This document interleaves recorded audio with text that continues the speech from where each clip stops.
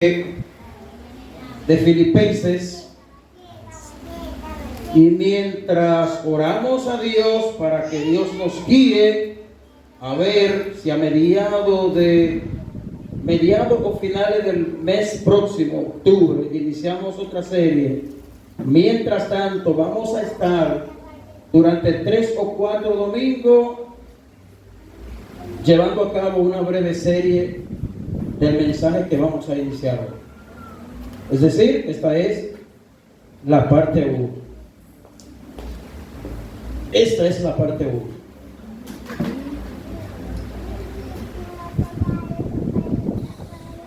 Santiago capítulo 1, versículo 19 y versículo 20. Y Efesios capítulo 4, versículo 26. Enfrentando la ira y el enojo es el tema. Enfrentando la ira y el enojo. Alabado sea Dios. Si ya usted tiene ese pasaje ahí, querido hermano, hágamelo saber. Ok, vamos a leer.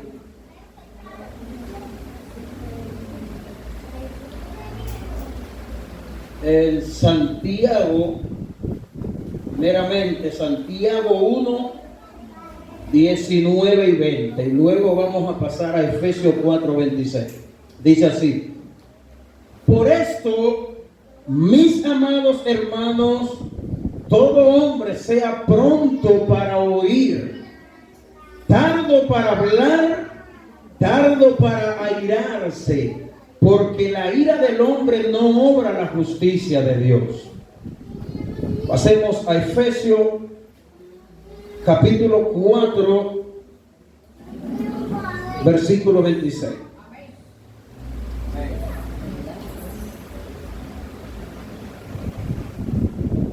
Airaos, pero no pequéis. No se ponga el sol sobre vuestro enojo. Señor, muchas gracias. Gracias te damos. Bendice nuestros corazones en esta noche de una manera poderosa a través de tu palabra. Amén.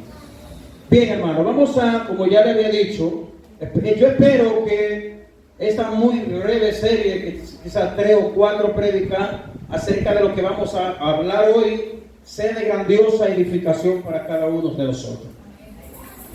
Probablemente, o es muy seguro, que cada uno de los que estamos aquí,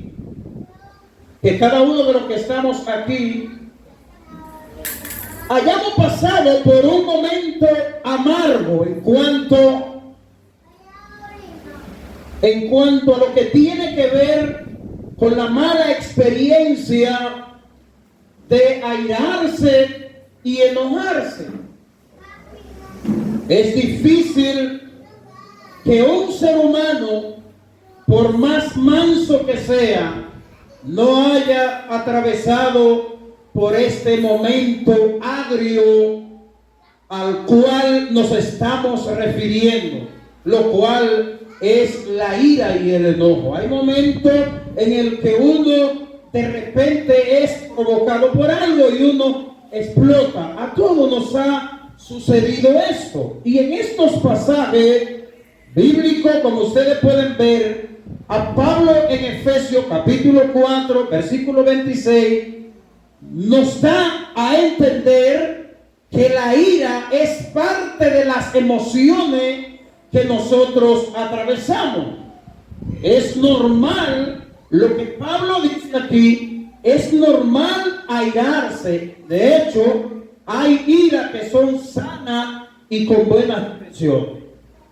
Por ejemplo, vemos la ira del Señor cuando entró al templo y encontró allí a los cambistas vendiendo y haciendo mercado en el templo. Jesús allí manifestó una ira, pero por el celo de la casa de Dios. De manera que Pablo nos dice: airaos, claro, pero no pequéis. Añade esto porque Pablo sabe que cualquier persona puede incomodarse, pero no pequéis.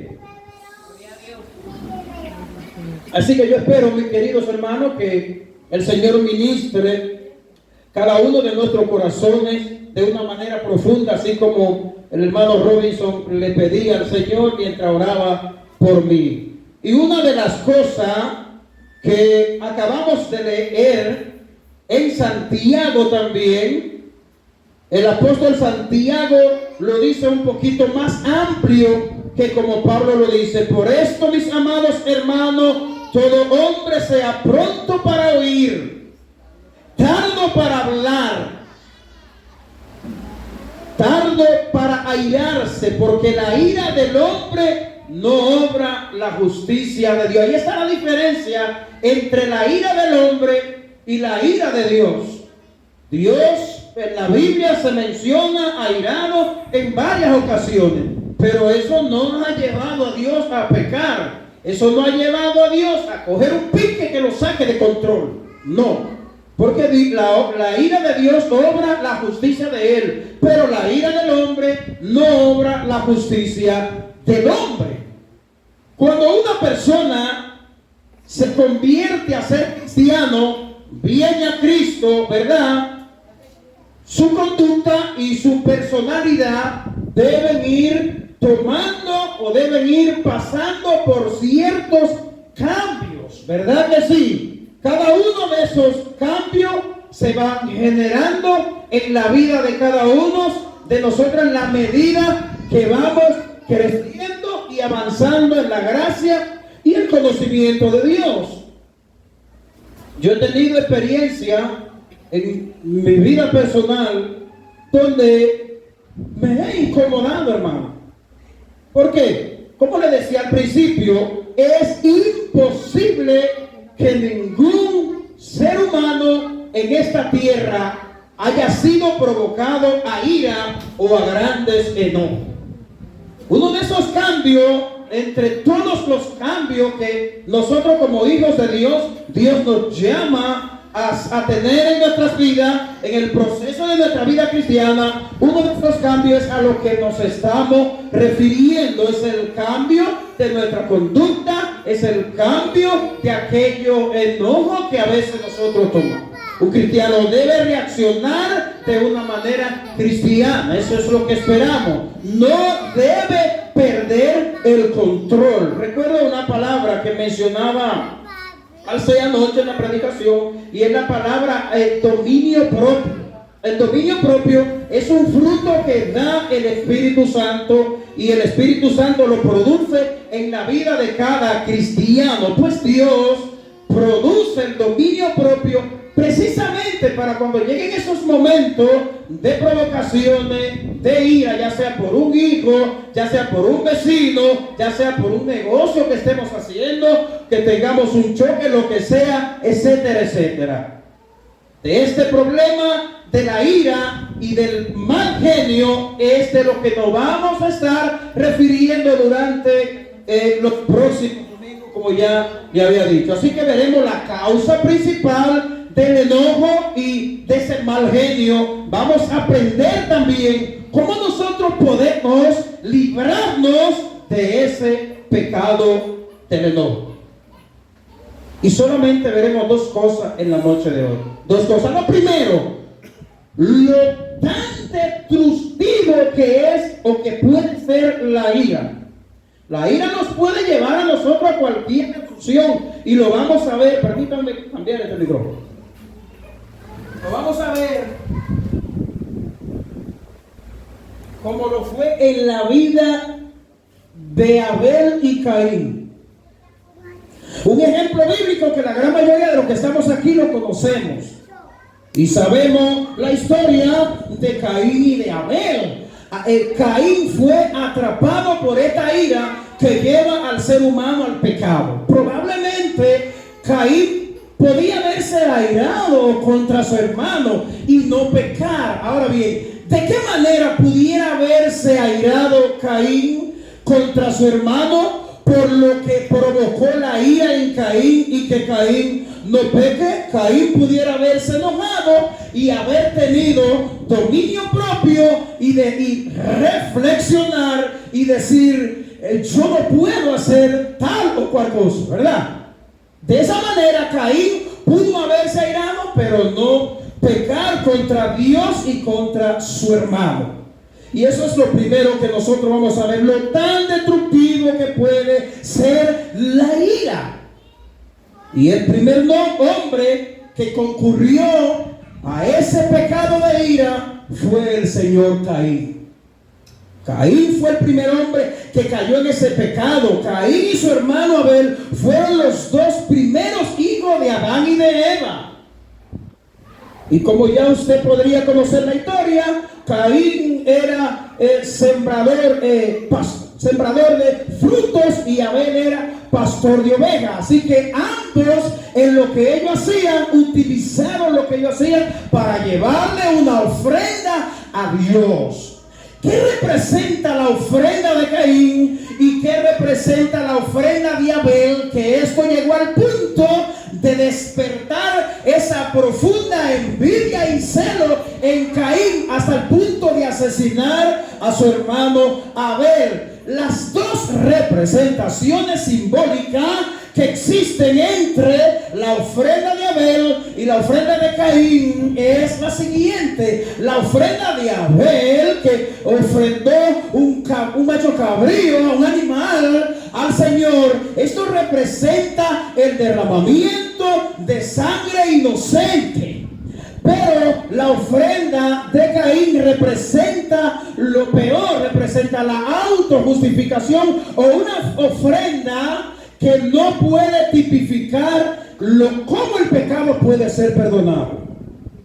Así que estos dos personajes muy antiguos que se mencionan en el libro de Génesis, allí se llevó a cabo la primera ira que terminó con un derramamiento de sangre. Cuando estos dos hijos llegaron a ser adultos, Caín se hizo agricultor y Abel se hizo pastor de ovejas.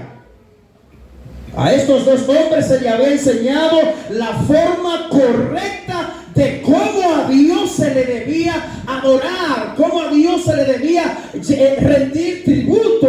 Y pues esto ellos hicieron, pero de manera equivocada uno y de manera correcta el otro.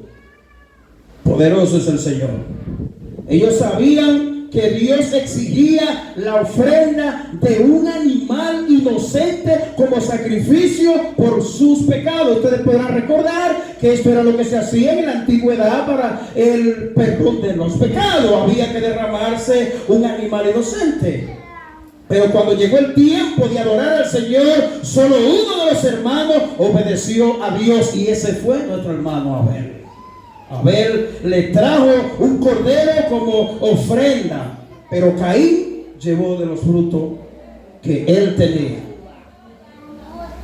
Poderoso es el Señor. ¿Y qué hizo Dios?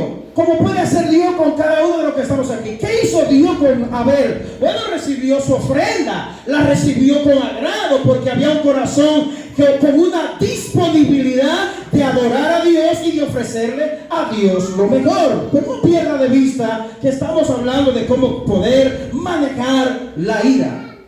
Dios aceptó a Abel y a su ofrenda, pero rechazó totalmente la ofrenda de Caín. Y como resultado de esto, Caín fue arrastrado por el enojo y la ira, hasta el punto de hacer lo que ya yo le he mencionado.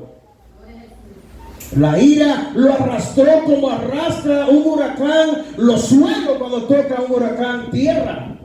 Así la ira arrastró el corazón y las emociones de Caín para hacer lo que hizo de una manera desenfrenada. Amados hermanos, estaba enojado con Dios y tenía una profunda e intensa envidia hacia su hermano.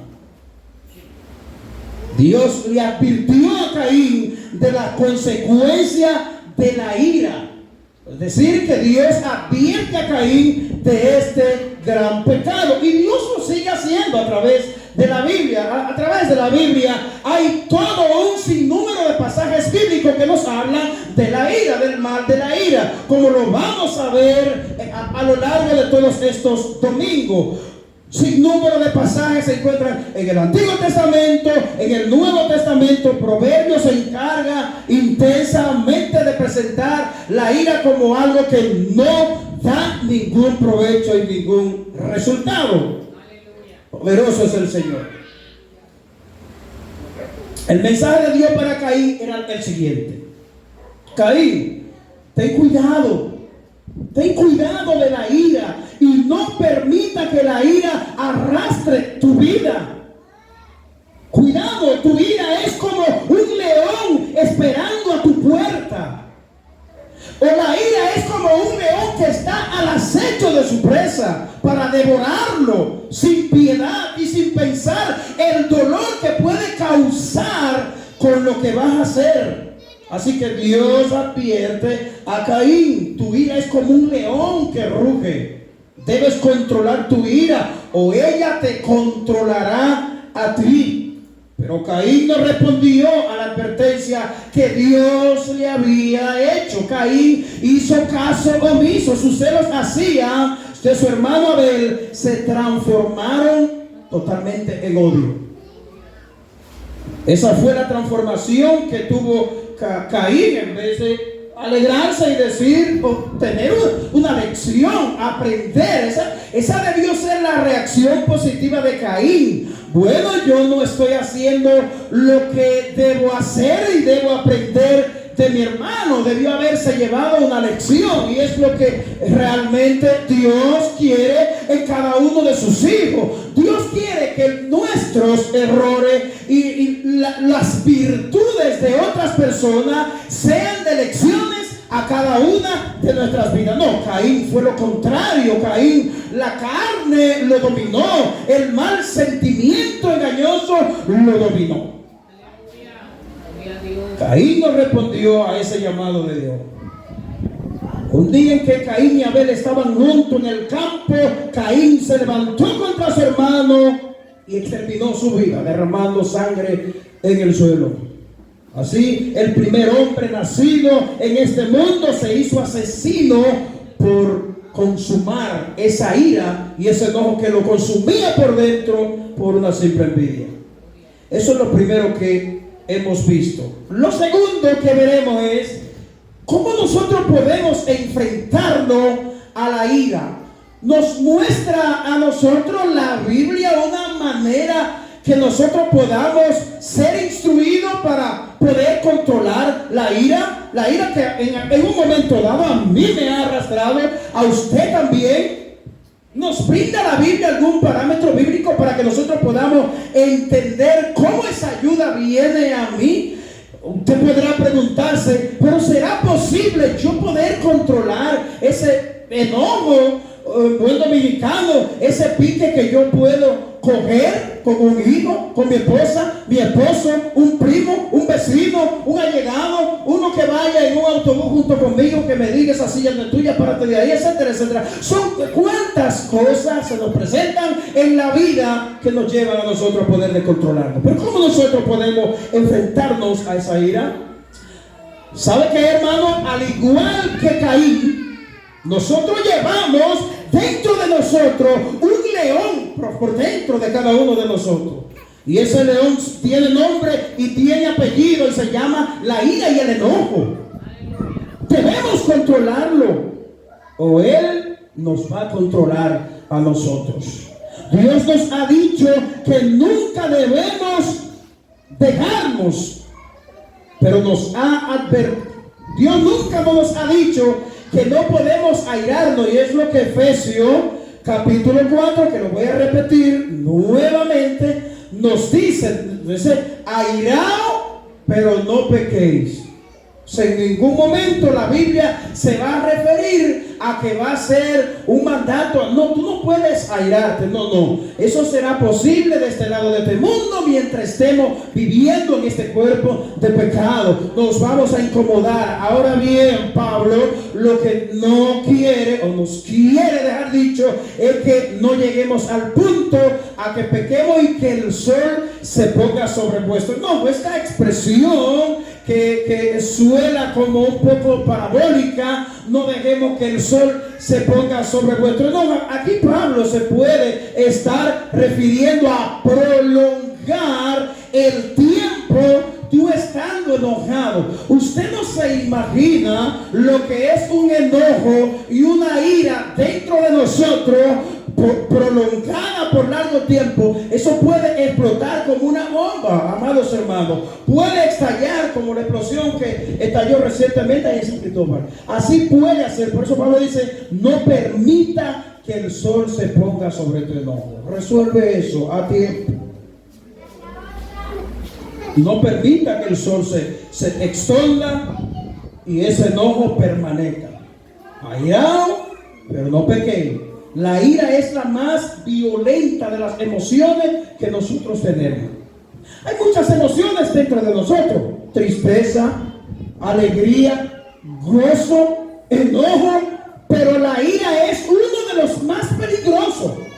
De hecho, hay enojos positivos como el amor, la paciencia, la compasión. Esas son emociones que están dentro de nosotros, pero ¿cuáles de ellas suelen ser más peligrosas para nosotros? Bueno, la ira es la más peligrosa de las emociones que nosotros tenemos dentro de nosotros. Es tan evidente que cuando una persona está airada lo refleja en el rostro. ¿Usted no ha escuchado gente que le dicen a otro: tú eres feo o es que estás bravo?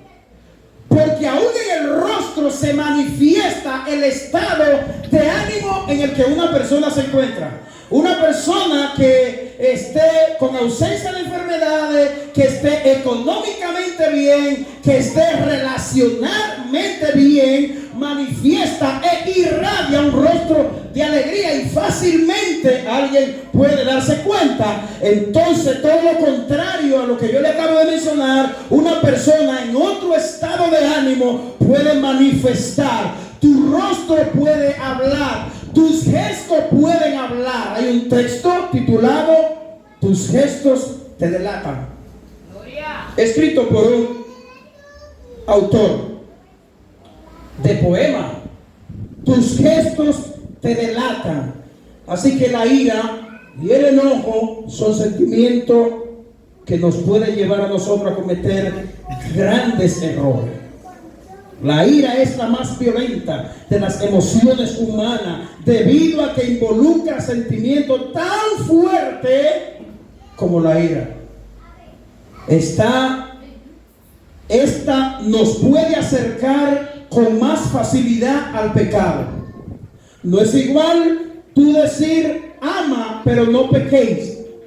Usted no va a encontrar en la Biblia que ninguno de los escritores se refieran a que ama pero no peque, perdona pero no peque. No, dice airado pero no peque, porque será difícil que el amor nos acerque al pecado. En ninguna parte de la Biblia dice, por ejemplo, sé bueno y no peque. Es que obviamente el que es bueno y tiene bondad no se va a inclinar hacia pecar, o ama o no peque. Y todo esto, ¿por qué? Porque la bondad y el amor están muy lejos del pecado, están muy lejos de poder pecar. Pero cuando estamos enojados, estamos en un grave peligro y amenaza de poder pecar con facilidad. Alguien ha dicho en una ocasión, y cuando yo leía esto me llamaba mucho la atención. Alguien dijo en una ocasión: si vas a enojarte y no pecar, podemos enojarnos solamente contra el pecado. Oiga bien, repito, alguien dijo: si te vas a enojar y no va a pecar, podemos enojarnos. En otras palabras, podemos hacerlo, sí, pero solamente en contra del pecado. Hay al menos 3 cosas que nosotros podemos hacer para controlar la ira. Número 1, podemos expresarla. Cuando la ira está fuera de control, hace gran daño. La gente lleno de ira, fuera de control, por ejemplo, puede matar a otra persona y luego lamentarse.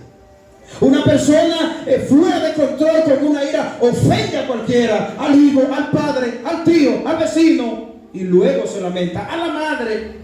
Y cada una de esas cosas la podemos hacer fuera de control. Cuando nos enojamos tanto que deseamos arremeter contra alguien y tenerlo, estamos cometiendo un gran pecado. A esto es lo que llamamos perder el control.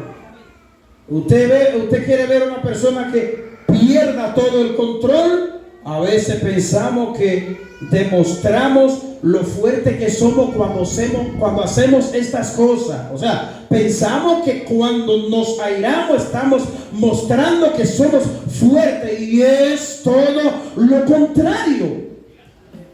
A veces pensamos que estamos demostrando lo fuerte que somos cuando nos desencadenamos en una ira. Pero perder el control es una señal de debilidad, no de fuerza. Pues la Biblia dice en Eclesiastés 7:9: no te apresures en tu espíritu a enojarte, porque el enojo reposa en el seno de los necios. Así que son los necios y no los sabios los que tienden a ser arrastrados por la ira y el enojo. Una segunda cosa que podemos hacer para controlar la ira, ya hemos dicho que podemos expresarla. La otra es que podemos suprimirla. Suprimir la ira es guardarla dentro de nosotros, y eso sí es peligroso. Hay personas que se enojan y expresan su furia, y vociferan, y se trayan, y hay gente que dice: déjalo que se desahogue, déjalo que le salga el pique, porque si no explota, se le rompen los vasos capilares. Hay personas que se quedan callados y suprimen por dentro esa ira y ese enojo. Hay otros que expresan, otros tienen los mismos sentimientos de ira, pero logran guardarlos dentro de sí. La ira que se guarda o se mantiene encerrado dentro de nosotros nos hiere profundamente, puede herirnos, y también puede continuar haciéndolo. Puede hacer grandes cicatrices dentro de nosotros, hasta llevarnos al punto de hacer lo que jamás habíamos pensado. Se convierte en resentimiento cuando se guardan esas cosas dentro de nuestros corazones. Se convierten en resentimiento, se convierten en amargura, hasta el punto que pueden enfermarnos físicamente. Hay personas que han muerto de un paro cardíaco por un pique. ¿Usted sabía eso, hermano? Hay gente que se ha enojado hasta el punto de que se le explota el corazón. Hasta ese punto puede llegar la ira. La ira puede afectarnos de manera física y espiritualmente también. Poderoso es el Señor. Y en tercer lugar, podemos confesarla. Y con esto sí vamos a terminar. La mejor manera de tratar con los enojos y los resentimientos, amados hermanos, es hablando con Dios. Es expresándole a Dios lo que podemos estar atravesando, lo que puede estar provocando que algo continuamente me lleve a una ira, a un arranque de ira. Hablar con Dios, derramar ante Dios nuestros corazones, decirle a Dios: Señor, ayúdame a poder tener dominio propio. Esa es una de las mejores maneras en la que nosotros podemos controlar la ira. Llevarla a la cruz de Cristo, llevársela a Dios en oración, expresarle a Dios nuestras debilidades, expresarle a Dios cada una de esas áreas vulnerables que nos pueden llevar a tal o cual arranque de ira.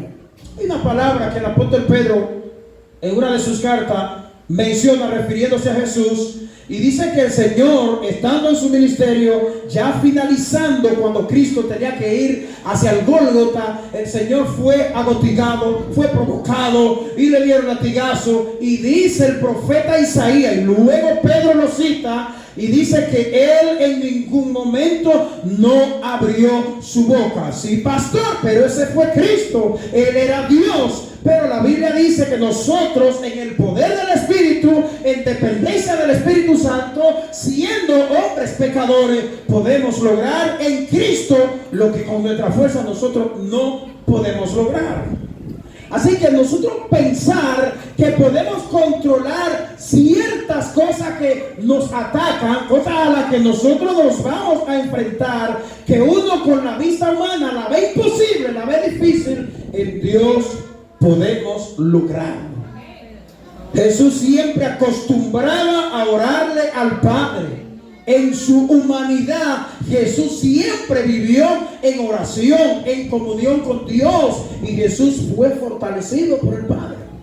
Orando en el Getsemaní, Jesús le dijo: Señor, si tú quieres, pasa de mí esta copa, pero que no se haga mi voluntad, sino la tuya. Inmediatamente dice la Biblia que Cristo fue fortalecido. Lo mismo ocurre contigo, amado hermano, y conmigo también. En nuestros momentos de grandes y profundas debilidades, acudimos a Dios, acudimos a su palabra, y en Él podemos hallar los frutos que menciona Gálatas capítulo 5, versículo 22. Es en Dios que nosotros vamos a poder exhibir los frutos del Espíritu. Porque humanamente es imposible, pero en Dios podemos.